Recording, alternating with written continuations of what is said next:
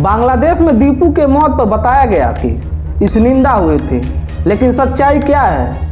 क्या सच में इस निंदा हुई थी या फिर नौकरी से जलने वालों ने उसकी हत्या कर दी? ये शब्द उस बाप के हैं जिसने अपने जवान बेटे को जला हुआ शव देखा और इसीलिए सवाल उठ रहे हैं, क्या बांग्लादेश में हिंदुओं को नौकरी मिलना अब गुनाह हो गया है या फिर हिंदू होना ही गुनाह हो गया है? आखिर भीड़ को किसने हक दिया है कि वह फैसला सुनाए? झूठी अफवाह फैलाई गई और एक जिंदगी खत्म कर दी गई। क्यों? आज हम बात करेंगे 29 साल के दीपू दास की दर्दनाक हत्या कैसे हुई और बांग्लादेश में अल्पसंख्यक हिंदुओं के डर की, आंसुओं की और सवालों की। बांग्लादेश में मैमनसिंह शहर में कारखाने में काम करने वाला 29 वर्षीय नौजवान दीपू दास की भीड़ ने पीट पीट कर हत्या कर दी और उसके शव को सार्वजनिक जगह पर लटकाया गया और फिर उसमें आग लगा दी गई। सोचिए, मरना भी काफ़ी नहीं था, मरने के बाद उसे पेड़ से लटकाकर और फिर उसके बाद उसको जिंदा जलाया गया। आखिर क्यों? क्या यह इंसाफ था या वैश्यपन था? बांग्लादेशी अधिकारियों ने साफ कहा कि दीपू ने कोई इस निंदा नहीं की थी, आरोप झूठा था, उसे साजिश के तहत फंसाया गया था। और इसीलिए सवाल बड़ा हो जाता है कि अगर सब अफवाह थी तो अफवाह किसने फैलाई, किसने भीड़ को जुटाया और किसने दीपू को मरवाया? पिता का बयान दिल तोड़ने वाली सच्चाई को दिखा रही है कि मेरे बेटे को नौकरी लॉटरी में मिली थी, जिन्हें लॉटरी में नौकरी नहीं मिली वही उसके पीछे पड़ गए और उन्होंने उसको धमकी दी और कहा नौकरी दिलाओ। जब उसके अनुसार बात नहीं बनी तो वह लोग मौके की तलाश में थे और फिर जैसे ही मौका मिला फिर उन लोगों ने अफवाह उड़ाई और मेरे बेटों को इस निंदा की। झूठा आरोप लगाकर भीड़ ने बिना कुछ सोचे समझे उसे पहले पीटा और जिंदा जलाया। और इसीलिए सवाल उठ रहे हैं, क्या नौकरी न मिलने की जलन इतनी बड़ी हो गई कि इस निंदा का ठप्पा लगाकर किसी को भी मार दिया जाए? ये कहाँ की इंसानियत है? क्या बांग्लादेश में कानून नाम की चीज़ होती है या फिर धर्म के नाम पर नफरत फैलाकर किसी को भी मार दिया जाता है? यह सवाल बहुत अहम है क्योंकि दीपू अपने घर का इकलौता कमाने वाला था। बूढ़े माँ बाप, भाई, पत्नी, नन्ही बच्ची, सबकी जिम्मेदारी दीपू के कंधे पर थी। एकमात्र वही था जो बाहर से काम कर कर पैसा लाता था। उसका पूरा घर परिवार उसी पैसे से चलता था। एक नन्ही बच्ची थी, उस बच्ची का क्या कसूर था? अभी उस बच्ची को यह भी नहीं पता कि पिता क्या होता है, समझ भी नहीं पाएगी कि पिता क्यों नहीं लौटे। और इस बात का हम सब के पास जवाब भी नहीं है। पत्नी बिस्तर पर बेसुधी पड़ी है, आंखों में खालीपन, ना आंसू ना आवाज़, बस सदमा। टीन की झोपड़ी जैसा टूटा घर, टूटी दीवारें और अंदर भरा सन्नाटा। और बाहर एक सवाल, क्या गरीब होना अपराध है? क्या अल्पसंख्यक होना एक अपराध है?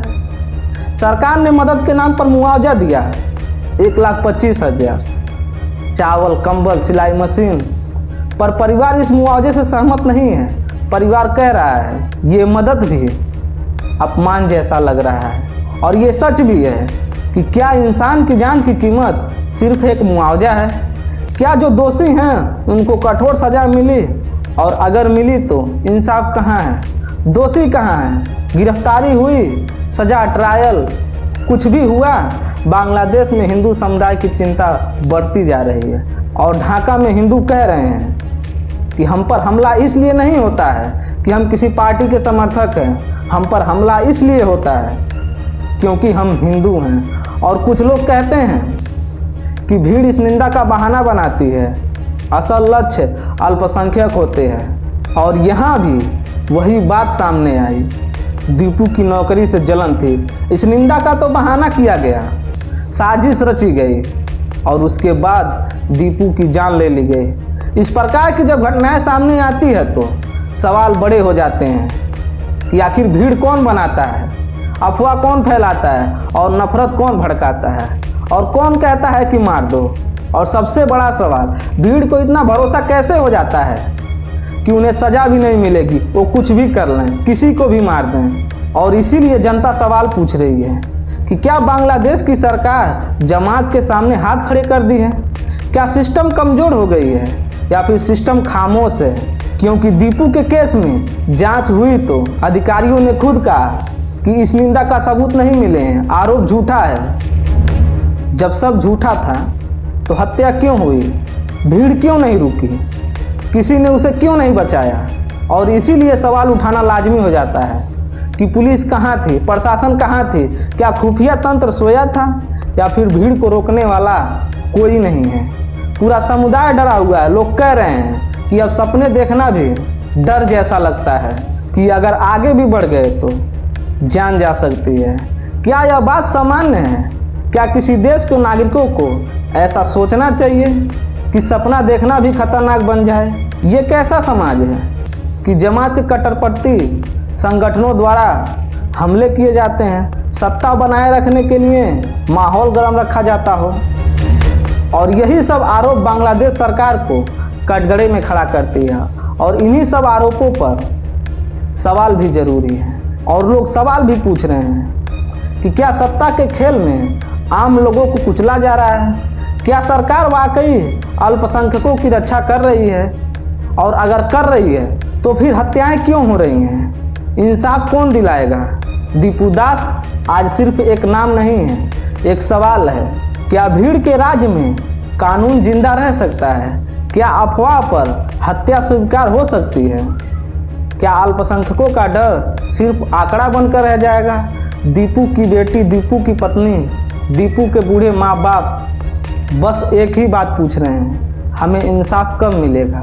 दोषियों को सख्त से सख्त सजा कब मिलेगी? भीड़ तंत्र पर लगाम कब लगेगा? अल्पसंख्यकों की सुरक्षा कब होगी?